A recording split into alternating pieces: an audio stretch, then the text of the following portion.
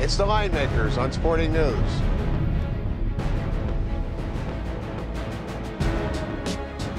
It's the Linemakers on Sporting News. Brian Blessing with Rick Herron, and we are two peas in a pod here.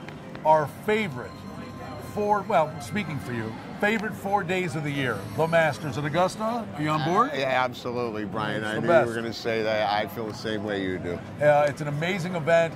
And the unique aspect of this, wagering numbers have been on the board since September for the Masters. Let's just run through some of the guys that have an opportunity and talk about it from a wagering perspective. You know, for those that want to quibble whether Tiger is back or not, he's won 3 tournaments, and if they only say he's back when he wins a major, I can tell you one place he's back, right here. 7, 8 to 1. 3 to 1 less in some places. 3 to 1, Brian. I can't, and I'm a Tiger guy, and I've already cashed twice on him this year, 2 of the 3 times that he won at 8 to 1, and 9 to 1, and 10 to 1. But I can't take 3 to 1. If you have the opportunity to play like we do in town, each individual day after the day's rounds are over, the strategy, if you like Tiger, is maybe wait till Friday after the cut, hope he's 3 or 4 shots back, and you get the 8 or 10 to 1, and you go play him then. The other thing that's available, you'll have all kinds of props. Lowest score of the tournament for a round, 65.5. You'll have a Tiger's first round score prop. His goal is par or better. He's not looking to shoot himself out of the tournament on day one, so no. Maybe you tread lightly there.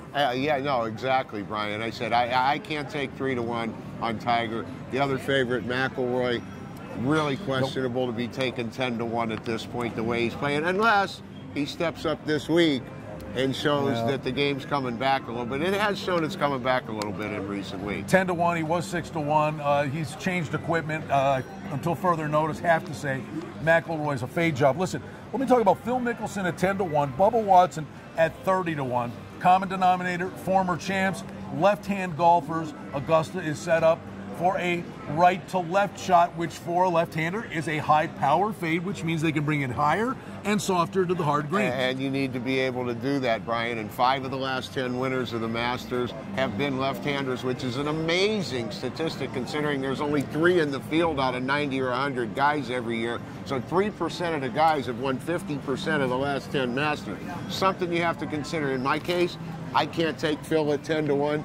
But I will have a ticket on Bubba to defend at 30 to 1. Let's go with some middle tier guys. Justin Rose, stroke play events, top 10 all over the place. Has shot well at Augusta in the past. Guy I think is intriguing, Ricky, at 25 to 1. Louis Oosthuizen played pretty well at Houston. Lost in the playoff to Watson last year. Had he gone on to win, that was a Gene Sarazen shot. The Albatross on number 2 would have been one of the greatest shots in Masters history. Still is, but I think he's got a shot. I think he's got a big shot, Brian. He's a lot longer than people think he is, and that's obviously a key at Augusta. When they Tiger-proofed this golf course in 2005, we call it Tiger-proof. They did, in addition to lengthening it, they did something different that they've never done at Augusta. They started mowing the fairways back towards the greens rather than away towards the greens. So you don't get as much roll in the fairway as you used 2 years ago. You got to be long off the tee, and you got to be able to hit high, soft iron shots into those greens. Don't forget the Masters really doesn't begin until the back nine on Sunday, and they set up 13 and 15 the par 5s to make them accessible. Let's go some long shot guys. I've months ago bet Brandon Grace at 80 to 1. There's a contingent here. We mentioned Oosthuizen, Charles Schwartzel's 20 to 1. South African golfers taking this kid under his wing. He won 3 times on the European Tour. Got to teach him the ropes a little bit. But boy, the South Africans can play. Well, they can flat out play, Brian, and just to make you feel bad, you can get 125 to 1 it's up today now. He's on not Brandon Grace. I know. But Brandon Grace, Nicholas Colsert's another guy that can bomb it. I can't take either one of them, though, Brian, because they're both Masters rookies, and Masters rookies don't have a great tradition the first time you see this course. I do have a couple of guys that I do like and think have a big shot. Keegan Bradley, one of the best drivers on the tour, 25 to 1. I read an article said he was too hyped up last year in his first Masters. He finished tied for 27th.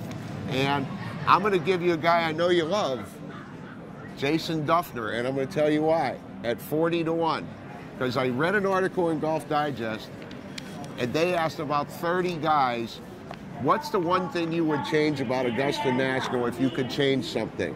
No, of course, you're not going to be able to do that. The Masters is not going to change anything for a player's recommendation. Duffner's the only guy in the history of golf that ever said he wished the greens were faster. Yeah.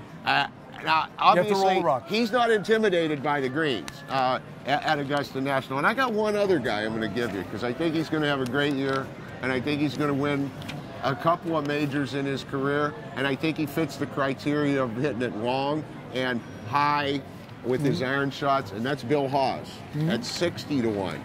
Yeah, so, no, a lot of people think he's a guy sitting on a breakthrough. Listen, don't think it's not possible. I mean, we've seen Cabrera. Bubba was a big number last year.